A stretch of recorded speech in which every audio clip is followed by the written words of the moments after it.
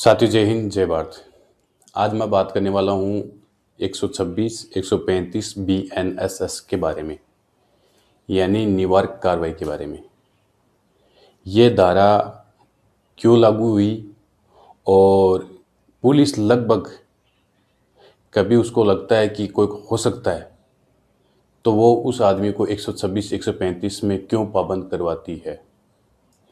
तो सबसे पहले जानना आपको ज़रूरी है कि 126 और 135 होती क्या है। कि संभावित शांति भंग या जमीनी विवाद, आपस में दो गुटों का झगड़ा होने की संभावना, या कोई व्यक्ति किसी को गाली गलौज कर रहा है या उस पर टीका टिप्पणी कर रहा है, तो पुलिस से होने वाली घटना को रोकने के लिए धारा 125 और 135 में उसको पाबंद करवाती है। जब पुलिस धारा 125, 126 और 135 BNSS में पाबंद करवाती है, तब वो अपनी तरफ से कार्रवाई करने के बाद में SDM ऑफिस में उसको भेजा जाता था,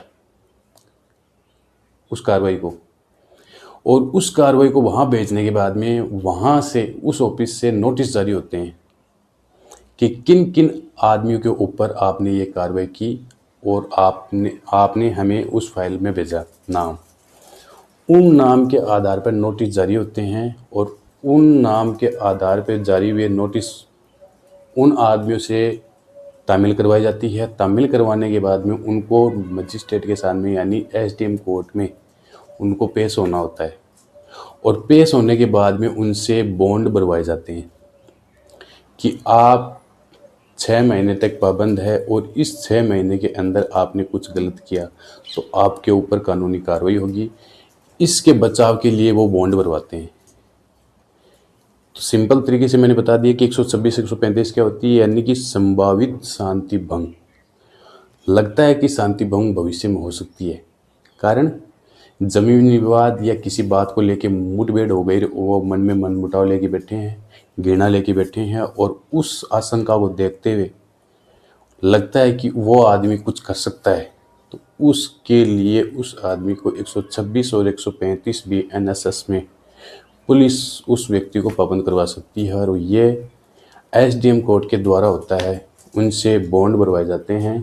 वो कितने दिन का होता है? मैक्सिमम 6 महीने का होता है और 6 महीने तक उनके पाबंद करवाया जाता है कि आप इसके दौरान कोई भी ऐसा गलत कदम नहीं उठाएंगे जिससे आगे जाके आपको नुकसान हो। तो वीडियो बनाने का हमारा पर्पज़ यही था कि ये कोई प्रकरण दर्ज या FIR दर्ज होने वाली बात नहीं है। ये सिर्फ और सिर्फ सिंपल निवारक कार्रवाई है। इससे आपके ऊपर मुकदमा दर्ज होना या भविष्य में आपने चरित्र सत्यापन या कुछ अन्य डॉक्यूमेंट वेरिफिकेशन करवाया तो उसमें उसका उल्लेख नहीं होगा।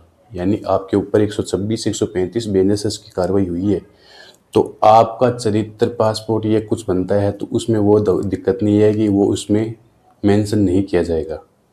यह सिर्फ और सिर्फ आपको पाबंद करवाने के लिए की गई कार्रवाई है।